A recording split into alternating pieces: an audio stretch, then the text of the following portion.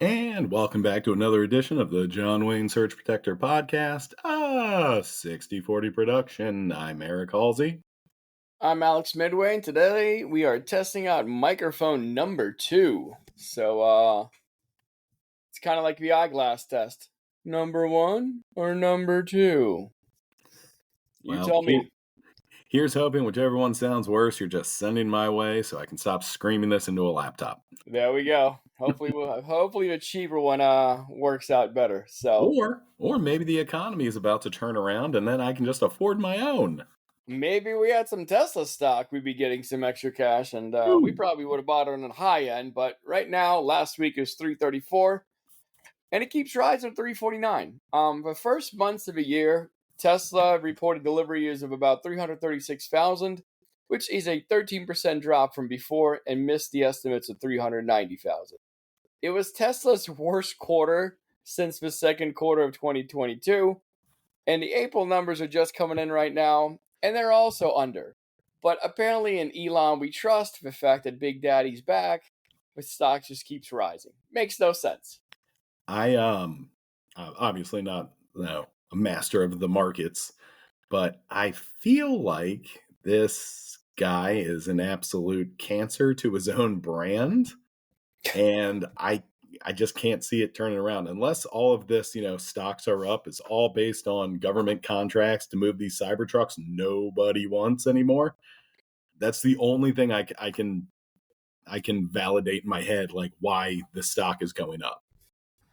I do love the stock market. Like, everything just speculating. Like, one day you can speculate that it's worth so much, but like when I do it, it's called gambling. Like, I don't know, make it make sense. Yeah, absolutely. It all just kind of seems like a giant scam at the end. Yeah. I don't get it, but you know what? That's why I'm not in the market. Like, 70% of this country. Yeah, at a certain point, the rich will start trickling down some of that wealth, and we'll be happy that they're super rich, and then we could be semi less poor. So until then, here's to hoping. Well, I mean, it still could happen. Reagan's not wrong. It's only been 40 years. We got to let this thing play out. Yeah. Maybe we should cut more Medicare while we're at it. But moving right along, let's hit this whole Ukraine thing, as the talks have started over in Ukraine, and President Zelensky's there. The president of Turkey's also there, because they're negotiating in his country, and the equivalent of the 12 p.m. on a Wednesday staff at the local strip joint is representing Russia, because Putin said, "No, I do not come." Even after like everyone said, like, "Hey man, if you're serious, you need to get down there," and Trump was out there screaming. Obviously, he was extra angry because there's a lot more caps in his toddler sentences on Truth Social than usual. And Putin's like, okay, hold my beer. I send these losers. And Trump's like, well, we still got to keep working for him. I got to meet with him. And I'm sure the only reason they're meeting is to find out how Trump can capitulate to him some more and possibly give parts of the 400 milli plane to him. It's yeah, it's kind of great that we're all going to get together and talk this peace thing out, and I'm going to send my Tuesday lunch shift girls on over the C squad. Like at that point, do you just, like, if you're Zelensky, you're just like, no, I'm not coming either then? One of the things that they said for the peace talks to start is that you have to leave the regions where we annexed, and then we can start the peace talk. I'm like, oh, okay. Because cool. So after we leave, and if we don't come to a resolution, we can just restart what we started? Yes, that is exactly what happened. Like, come on, man. You're playing hardball with a guy that doesn't understand you're negotiating. What do you mean? I thought it was like Trump. You make dream list and he makes it happen. Like, whoa, you guys are doing pushback and fact check? Weird. Did he pull a JD Vance line out of it? You're not allowed to see if I have ever broken treaty in the past. I told you I am honest. Like, yes. Well, we'll call a ceasefire right before Father's Day now. Okay, no more bombs starting now. I just launched mine 5 minutes ago, but from now, no more bombs. Yeah, starting now. You guys cheated. You broke truce. Can't be trusted. It's that Nazis mentality of theirs over there in Ukraine. As a Nazi Jew president, Yeah. the worst of the worst. Uh, So, worst people we send to jails, and one thing America is missing is enough jails. So, fearless leader has said the following: I'm directing the Bureau of Prisons, together with the Department of Justice, FBI, and Homeland Security. That is a lot of bureaus to do one job. To reopen us and substantially enlarge, rebuild Alcatraz, to house America's most ruthless and violent offenders. Because that's what we needed. We needed to open a prison that's been run down and busted for 40, but more than 40 some years. I'm sorry, it closed in 1963. So you do the math on that one. That's what we need to do. That's what we need to sink our infrastructure into. well, it's sitting there, so it has to be more efficient for it to be open, right, Elon? It's not going to cost us anything, you know? You know, but one thing as far as enlarging things, it's always good, like if you do it out Midwest. The opposite of efficiency is trying to enlarge things on an effing island where most of it is already used up. Like, what are you going to do? Just build on top of it? Skyscraper Alcatraz? So I've seen this posted a bunch of times, but I had the same exact first thought as soon as he mentioned Alcatraz. Is he definitely fell asleep watching The Rock? Like grandpa woke up at 2:30 in the morning to rage tweet about Taylor Swift, and just The Rock happened to be on, right? There's no other explanation. And I hate to be a squirrel and just completely just missing the goal and just pivoting to something else. But did you see the tweet he put up against about Taylor Swift? He's like, she's not nearly as hot ever since I tweeted about her. Like, dirty old man. Just stick to fantasizing your daughter. She's not nearly as hot as she was when she was 12 when I first saw her. Yeah. So there I was with Epstein looking for the finest stock when Sleepy Joe Biden started destroying this country. And it's funny. He keeps calling him Sleepy Joe. He keeps bringing him back up. And how much sleep do you think he got during that over there in the Middle East? I mean, honestly, after I eat a trash diet that this man is known to eat, like, I usually would pass out. I mean, I guess he takes a power nap at around 3 a.m., hops on Truth Social, turns the old caps lock on, and just starts thumbing out racist threats to Supreme Court judges and past presidents, and also Bruce Springsteen. Well, pinning that in that food talk for later. Yeah. But yeah, I mean, half the country loves the guy. I don't know what to do. Makes no sense. But all right, let's take a look at the logistics here. Let's see if the numbers work. So Alcatraz was used to house 336 inmates on an island. Surrounded that island, there are no farms on the island. There's also no fresh water on the island. So you're bringing all that up. Plus, I'm guessing there's asbestos everywhere. There's lead pipes everywhere. Because when you shut down a building in 1963, and if you ever done any kind of a remodel on your home, you know the building codes have changed slightly. No longer is a 2x4 good enough to be a load-bearing wall. So there's a lot of things you got to update. And then you take a look at the daily logistics versus having a place like, I don't know, in Iowa. You have a jail in the middle of nowhere where you can truck in food. Now you have to ship everything by boat. So we're starting out there. Well, I'm gonna go put on my hat on top of my hat and go into government efficiency mode here. Mm-hmm. It's almost like you're saying this is a wildly terrible, inefficient way to house prisoners. Yes, if a Democrat had suggested it. Oh. But the fact that it's suggested by President Trump makes it the most efficient thing because he's a businessman. He's going to run it like a business and not like a casino that he bankrupted. So we're going to make jails great again. Yeah. F me. So 336 people.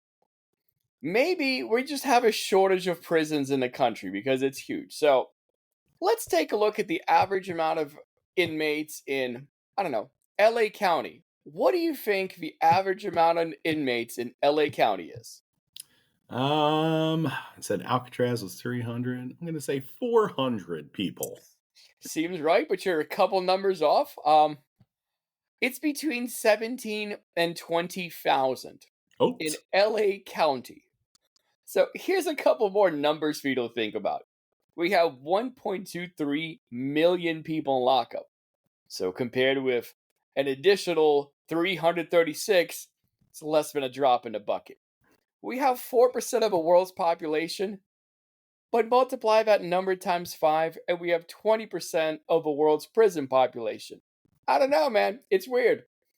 But your one Republican buddy is going to tell you he's not racist, but blacks represent more in jail than anyone else. Like, actually, 90% of the prison population is male. So if you want to tell him that he helps represent the biggest prison population, and see if that little hair starts emitting any kind of smoke from the gears grinding to a halt, but he can't say that the blacks are all in jail. It's all because of that unfair DEI to put men in prisons. It's insane. Like, so let's take a look at it. Let's take a look at just more numbers here. And we're not gonna go for too long here, but the largest jail in the US is, and this was actually kind of fun, almost kind of like that other jail we went into where the guys built their own pool. These guys also built something. So the largest jail in the US is a Louisiana State Penitentiary, which compared to the wonderful 336 inmates, it houses 6,300 inmates. But it also has a support staff of 1,800. I don't know, man. That seems like pretty bad return on investment, where you need almost like 3.5 prisoners to one staff member. Like, for every staff member, you pretty much take care of 4 prisoners. Like, you should be able to do better than that, but it is what it is. I guess they're still turning a profit. But the cool thing about it, they have their own prison rodeo. So, like, they don't have a pool, but they got a rodeo. And they started this rodeo back in the 65, and it wasn't even public for the first 2 years. But in 67, they started having selling tickets, and there people were filling up the stands. So much that by 69, they had to build an arena for about 4,000 spectators. So the summer of 69, a lot of people saw a lot of different things. Some people tripped on acid. Others went to the Angola prison rodeo. It is what it is. Today, the numbers of people Fun either watch this way. thing. Yeah, either way, you're going to see people wrestling each other one way or another. Some of them involved animals, some of them, just a bunch of dirty hippies. So we went from 4,000 spectators to about 10,000. It actually has a gift shop if you go on their website. And the cool thing is, like, one of the things they sell is the Angola Penitentiary, a gated community koozie. It shows like little prison gates. And That's it's funny. $3. And That's a great honestly, when joke. you're making ends meet, $3 koozies seems pretty awesome. It's a great joke. Fully support it. Like, the fact that they're like, hey man, it's a gated community, like, that's kind of funny. I like that little riff. I'd buy one. $3, man. When's the last time you saw a $3 koozie? When's the last time you bought anything for $3? No, yeah. It's been a while. And I mean, honestly, Thanks, right now, Obama. nothing's. Yeah. Thanks, Obama. But, I mean, if you wanted to look for American manufacturing, the Angola prison down in Louisiana is clearly just, it's made in America if you want that. I mean, and it's making money too, and good for them. Yeah. That seems efficient. Yeah. So that's efficient, but we're going to pivot to something else. Fresh off his swim in the Rock Creek Trail for Mother's Day, a place that was told you're not supposed to swim in there because there's bacteria, is Robert Kennedy, who testified in front of, what's it called? I believe it was Congress or somebody where they haven't bought everybody else off yet. And they were questioned about vaccines. And the guy who leads Health and Human Services in charge of vaccines said, I don't think people should be taking medical advice from me. Which seems kind of weird. It's like the lead mechanic on the F1 pit crew telling you, like, bro, as far as brakes are concerned, I wouldn't listen to myself on those. Like, that's literally your job. That's what you got to sign here for. Know what else was fun about that hearing? He got asked, if you had a child right now, just had a baby, would you vaccinate it for measles? Mhm. And his brain absolutely broke, and he stuttered for 30 seconds before he was like, almost spit something out that was on the vein of, it would be up to the child to decide. Like, it was so stupid that he couldn't just say yes or no. He's going to ask his 2-year-old, he's like, if you don't want to be vaccinated, cry. Ah, like, fair enough, if baby has spoken. Oh, trying to kill us all. Yeah. It's ending that whole thing where he was babbling around in the end, he kind of came out with a maybe. A lot of the things that he said when they kept pressing him to find out about the whole thing, he's like, well, you got to talk to the doctors. And it's funny because he keeps like gutting the doctors. He keeps firing them. He's like, yeah, you got to ask them. They're the expert. Like, but they're slowly disappearing day by day. Like, take Just for go example, with the thing I'm trying to take away from you. yeah, go talk to them while you still can. Like, let's take a look at this. You tell me, blindly, the CDC running a program called the Lead Poisoning Prevention Program. Does that sound good or bad? I mean, I remember as a child being warned of lead poisoning, and that was back in the 80s. So I'm guessing good? Yes, you guessed correctly. But knowing the current environment, do you think it exists? Well, I mean, if something works, why change anything, you know? Because I'm guessing it's woke, whatever else we want to call it, but it's been gutted to zero. Kennedy then replied when questioned about it that lead poisoning is very important, but he couldn't tell you how anything would be done to prevent lead poisoning, as there's no head staff at the agency any longer. Like, when he was in front there testifying, another thing that they kept asking him about why he's doing the greatest hits of diseases, and with measles being the first single that we're dropping here, he came out and he's like, well, if you look at Europe, we're doing better than Europe. Now, when you're comparing the US to Europe, you're comparing the US, like, what's a country that's close to what the US is in Europe? Portugal? I'd say the UK, I'd say France, kind of a major developed ones, Germany, stuff like that. I wouldn't be pointing out to an old Soviet state bloc where they also hate vaccines. So essentially, it's like the old saying 60% of statistics are wrong. Well, the funny thing is, that's a statistic, that's a joke, ha ha ha. When you group Europe and you group a lot of the Eastern Bloc countries who actually never eliminated measles to start out with, you kind of bring the measles numbers up. If you compare the US to the UK or anything else like that, a standard metric, yeah, we're not even close. Like, we're doing all the measles here, and they got none. But if you throw in a much larger sample size, like, yeah, obviously we're doing better than some of these countries, like, because they still had measles. They never got rid of it. They probably still picked up our old iron lungs after we got rid of freaking polio. Yeah, and it's like patting yourself on the back because we sold more cars than Tanzania. We have less AIDS than Africa. Like, well, congrats. Like, set the bar low enough, homie. For now. Condoms cause autism. Like, fair enough. You heard him, babe. You have no idea what AIDS does to obesity. God. Condoms cause the obesity epidemic. Get rid of them. I'm 2 years. 2 years. If he's still alive, we're going to get the pitch of making AIDS great again to combat child obesity. Who's the guy from the Rolling Stones that did more drugs than all of us put together, and he's still alive and kicking? Keith Richards. Yeah, he's got to be like Keith Richards. It's only been good that die young.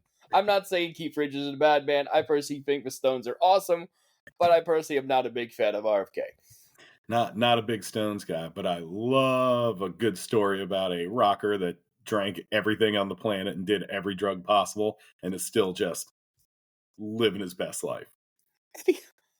Like he does like weird carpet drugs all over the place on like every continent, still doesn't get a brain worm. The guy who's leading the Health and Human Services bathes in bacteria water, has a brain worm, and talks like he's got a freaking broken voice box. But I'm supposed to trust him for what is in my cereal? Yeah, not to jump right back into his fun family getaway to Poop River, but have you ever been in that area after it rains? No. Okay, I have. Most of it floods and is disgusting, I would imagine. Yeah, so I have, but once a good rain comes through and the water level rises up a bit, there is a distinct smell of just wasted porta potty bathroom yuck, and you cannot escape it for miles. It literally takes over miles and miles, and just everything smells like a porta potty. It smells like home. Jump in, Junior. What's that scene from Train Spotting where he goes diving into the most disgusting toilet in England? I do love how we're comparing our HHS secretary to a bunch of heroin fiends. Well, there was one common denominator there. That is true. Our boy did try. He Oh, dabbled. we just call him Train Spotting from here on out. Lust for life. What's the one thing I sent to you about Pee Wee German? Yes. We're all next episode we'll have a bunch of new code names, Yeah. which We're also which will easily decrypt when they deport us. like we're not like it's more than just one person being able to talk trash and like Sleepy Joe Biden. Like as far as bully nickname goes, that one sucks.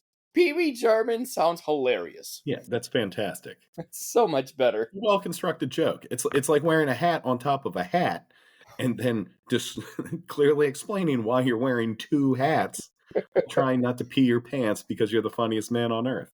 Chainsaw.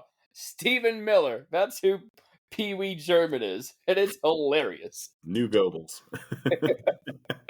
Timu Goebbels. What else has happened in the world? All right. In poor white trash news, our former enemies turned new best friends, the Saudis, welcomed our fearless leader of the Middle East by dragging out a mobile McDonald's. Now, I know what you're thinking. What could that look like? Imagine a fancy porta potty you see at outdoor weddings, the kind where you have to climb 4 stairs to get to it. And now you're thinking about it, only instead of a well-crafted portable bathroom, it is a deep fryer, and they have all full functions of a regular McDonald's. It's like it says so much about the person who's coming from the gifts that he receives. And like I'm sure he was happier than when he's like signing all those bills to deport all the Mexicans. But the fact that what they're presenting to him is not like any kind of a peace thing or any kind of symbol of friendship. They're like, you're a fat piece of ass. Like, here's a giant mobile trailer full of hamburgers. Like, yay! And he just runs in and sells half the country to him. Yeah, like, hey, you seem classy. Let's rip out the portable McDonald's. So, just to, we're not here to judge. I'm not going to yuck someone's yum, but I want you to imagine this if it happened the opposite way, right? The most important people from Iran, all over the Middle East, they come to our country, right? We fly them in. We're going to be talking arms deals or the future of AI or how to buy a sitting president, whatever. Doesn't matter. And the second they hop off the plane and they hop into our like 9 trucks, whatever that motorcade is that they have. And then I go, welcome to the United States, fellas. Jeeves to the nearest Hooters. You put him in the waste management truck and drive him down and have Kid Rock play. Like, yes. No one will ever live that down. But for Trump, that's a wet dream. Honestly, Kid Rock just read he lost his bar in Nashville. Womp womp. So he might be in the back of that Hooters on the fry machine.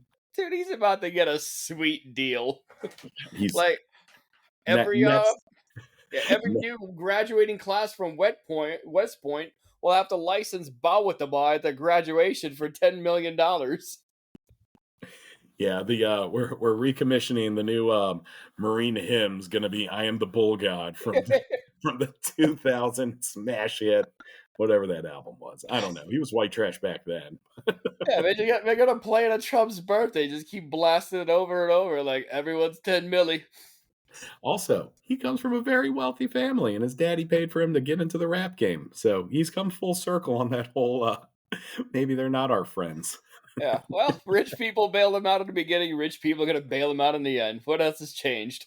All right, so just a pin in this. You fly over to the Saudis, who can shower you with any and all gifts. They're known for their lavishness. Pull up a McDonald's for our sitting president. He is definitely puts ketchup on his steak, right? 1,000,000%.